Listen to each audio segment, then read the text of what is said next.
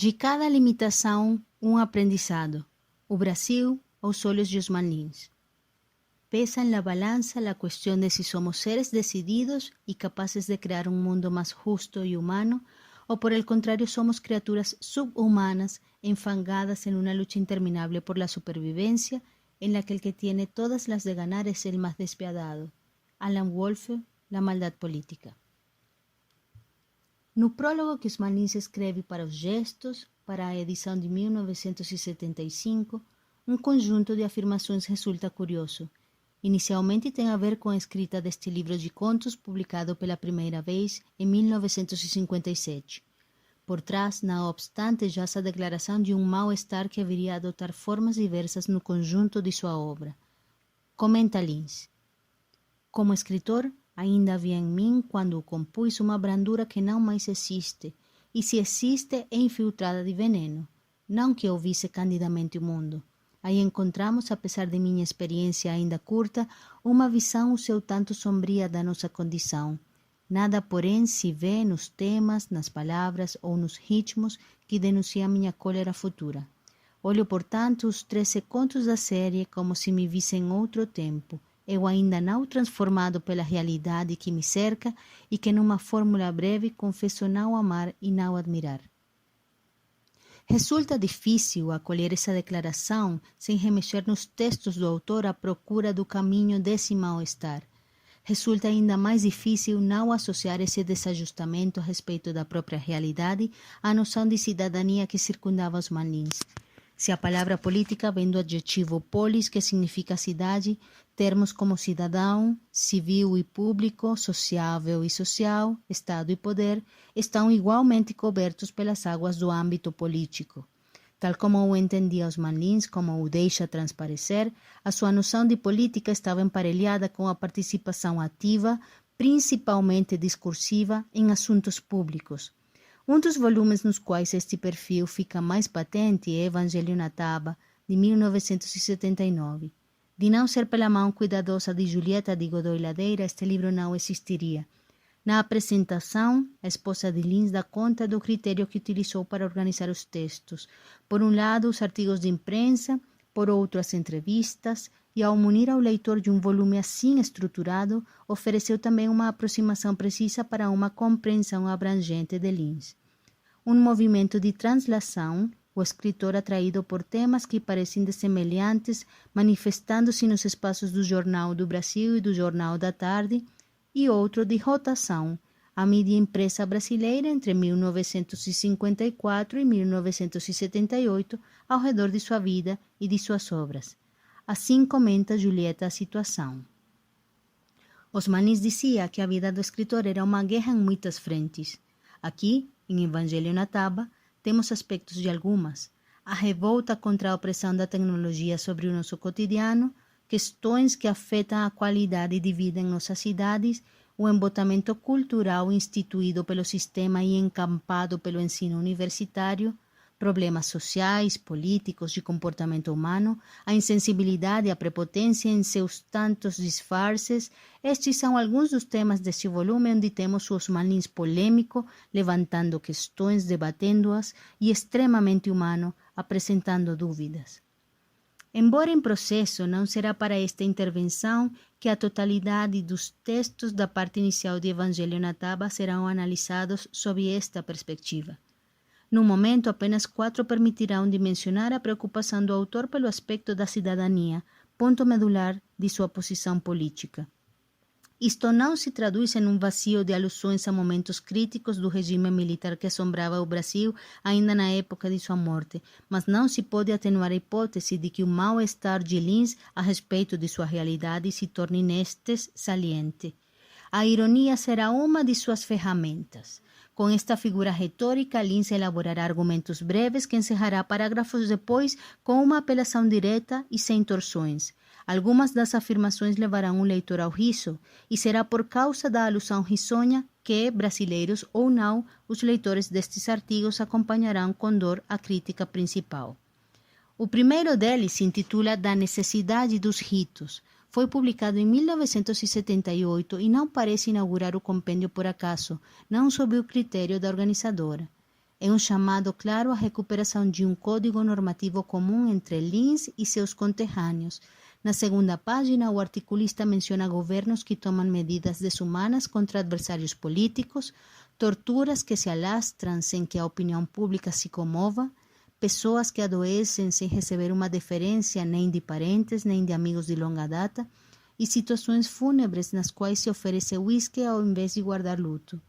De entrada, o leitor é situado no palco do autoritarismo. No Brasil de final da década de 1970, para começar, se ataca desumanamente ao adversário político e se tortura.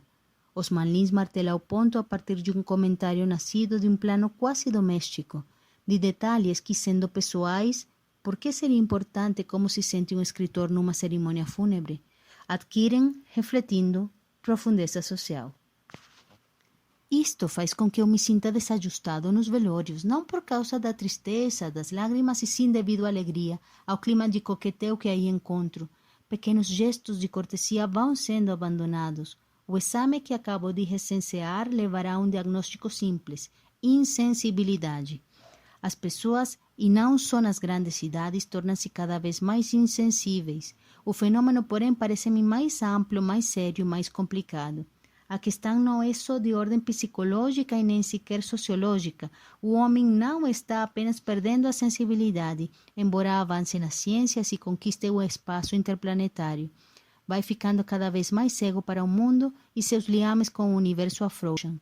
As relações homem-mundo, relações cuja complexidade não sei por que tende-se a subestimar, exigem certo preparo intelectual, certa predisposição e também certo empenho.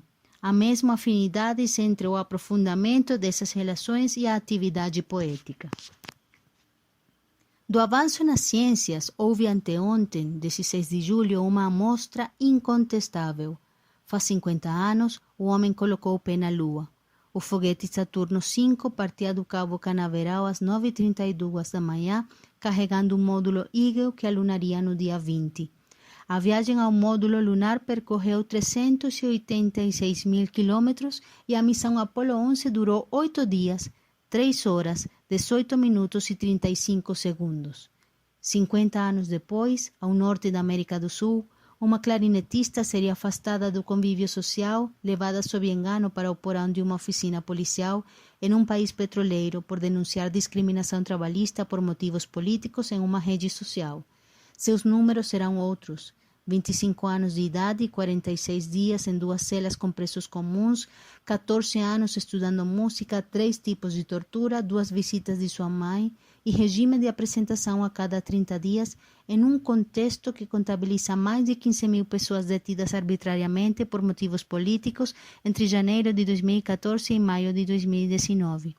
Pouco mudou a situação entre 1978 e os dias de hoje. A insensibilidade é teimosa. Seus mecanismos parecem ter se aperfeiçoado. Leitor Aquilino, Lins capturava situações como esta, projetava-as no futuro a fins de 1970. Referia-se de fato ao XX como o século em que a mentira tornou-se oficial, servida por instrumentos de um poder antes inconcebível e assumindo proporções inauditas. Apesar de ele ter encarnado individualmente uma trama de relações feita de missivas, Lins não soube o que era uma rede social. Não soube como a tecnologia, teoricamente configurada para conectar, ajudou a fraudar processos eleitorais. Não chegou a escutar discussões sobre a pós-verdade, mas intuiu que, ao perder a sensibilidade, a humanidade perderia o entendimento. E sabia que conhecer menos a sua realidade conduziria o homem a uma avaliação limitada de seu contexto. Lins coloca nome a este processo. Chama-o de brutalidade. Alerta a seus leitores e trabalha com empenho na marcha à ré de um processo que parece iminente. Fala de gestos, de liturgias, mas o que emerge do discurso de Lins é a cidadania como rito e a educação, e o faz com estas palavras. A falta de familiaridade com os ritos, este homem mergulha numa espécie de obtusidade, de névoa. A ausência de sinais exteriores deflagra um processo de liquidação de tudo que esses sinais evocam. Como não cumprimenta mecanicamente o seu vizinho, passa a não vê-lo e acaba ignorando que ele existe.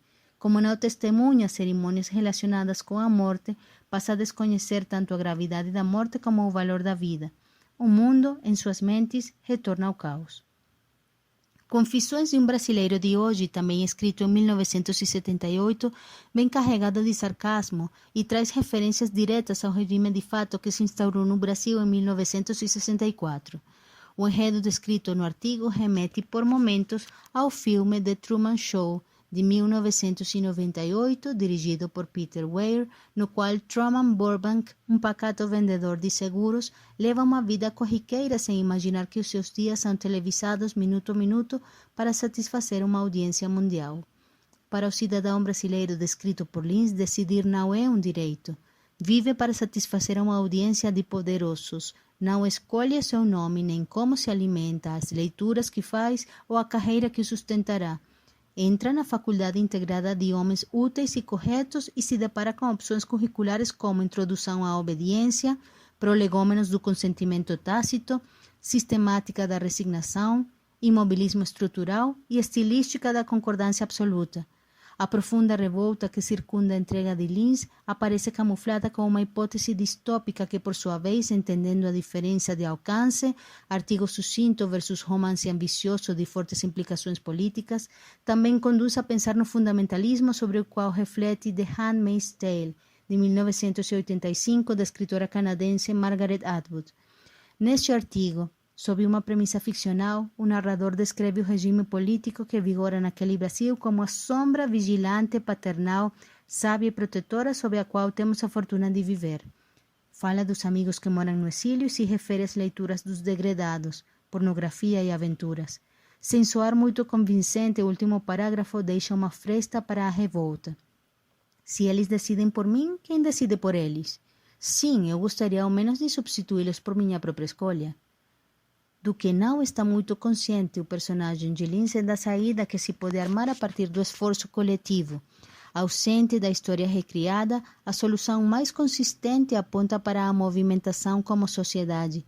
O sociólogo e cientista político Alan Wolfe, no livro La Maldad Política, explica que no tabuleiro político as opções devem apresentar a mesma qualidade, independentemente das intenções. Que alguien emplee el terror no significa que todo el mundo tenga que estar aterrorizado. Por cada persona que ha intervenido en un genocidio existen muchos activistas, abogados, jueces y trabajadores humanitarios con experiencia real para acabar con aquello. Os tentáculos da deturpação podem chegar ao afastamento da atenção médica dos cidadãos, à desintegração do sistema de compra de alimentos e remédios, à impossibilidade de renovar documentos, à eliminação de entornos seguros, a diminuição da possibilidade de viajar, a minimização de qualquer sensação de paz e, no substrato de tudo, a polarização da sociedade. Isolamento cultural, escrito em 1976, faz uma denúncia. Nesse ano, o Estado passou a exigir ao povo brasileiro um depósito prévio para as viagens ao exterior. Em síntese, quem naquele momento quisesse visitar territórios fora do Brasil devia abonar à federação uma espécie de imposto por decreto. Osman Lins expõe com maestria a ilegitimidade da decisão e a tradução da medida como limitação de um direito. A resposta de quem sai em defesa daquela medida disparatada é a possibilidade do turismo interno, uma alternativa igualmente decomposta pelo autor ao se desentender das viagens como assunto de tédio, justificativa para não ficar em casa ou motivo para mudar de ares. Mais do que apontar o autoritarismo em vigor, a denúncia assinalava uma mentalidade ultrapassada. Estas são as palavras de Lins.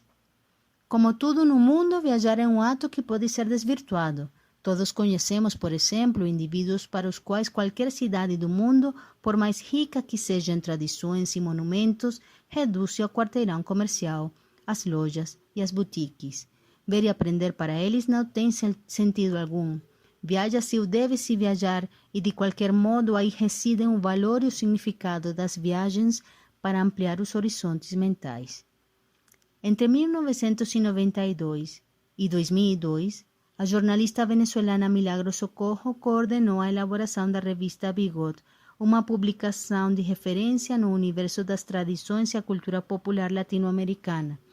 10 anos depois, em 2012, a Fundação Bigot editou um livro com alguns dos melhores estudos desses anos no campo das artes visuais.